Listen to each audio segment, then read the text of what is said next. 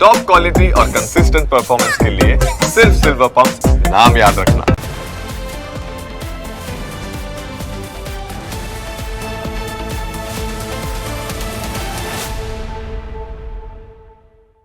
એવા પણ લોકો છે જે દેવામાં ઘરકાવ થઈ ગયેલા ખેડૂતોને માટે દેવ બનીને આવ્યા છે।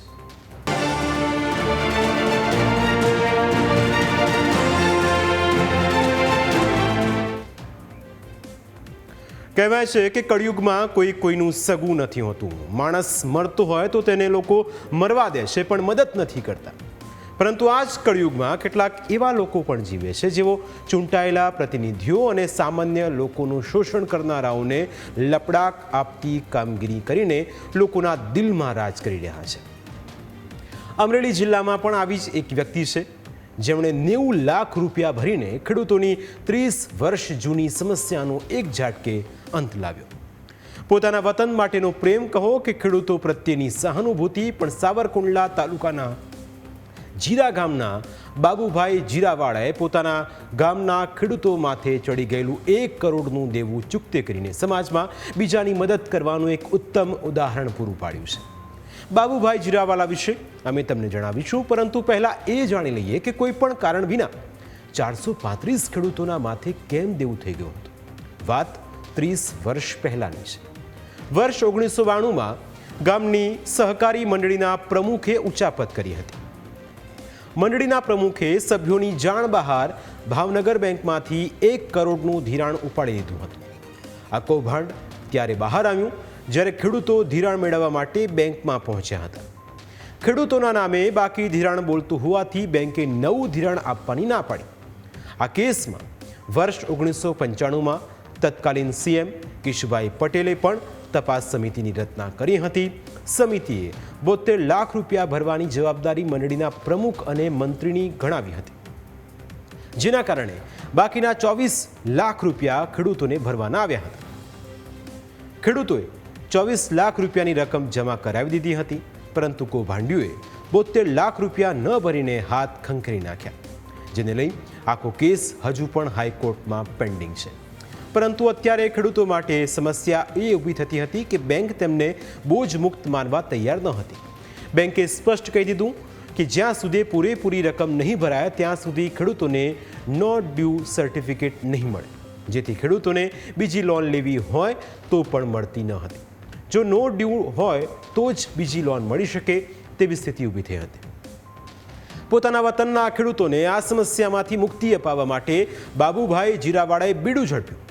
પોતાનું વતન છોડીને સુરતમાં વસેલા બાબુભાઈએ બીજેપીના પૂર્વ પ્રદેશ પ્રમુખ CR પાટીલ પાસે બેંકને મુદ્દલ સિવાયનું ચડી ગયેલું વ્યાજ માંડવાળ કરવા ભલામણ કરાવી। બેંકે પણ સહાનુભૂતિ દાખવી અને બાકી રહેતી 90 લાખની માતબર રકમ ભરવા માટે જણાવ્યું, જેથી બાબુભાઈએ આ રકમ પોતે ભરીને ખેડૂતોને દેવા મુક્ત કર્યા છે, જેને લઈ ખેડૂતોમાં ખુશીનો માહોલ છવાયો છે। ખેડૂત છું અને આજની તારીખે જે અમારા ગામનું કામ બાબુભાઈએ કર્યું છે એના માટે અમે આખું ગામ આભારી છે, ખુશ છે બાબુભાઈ।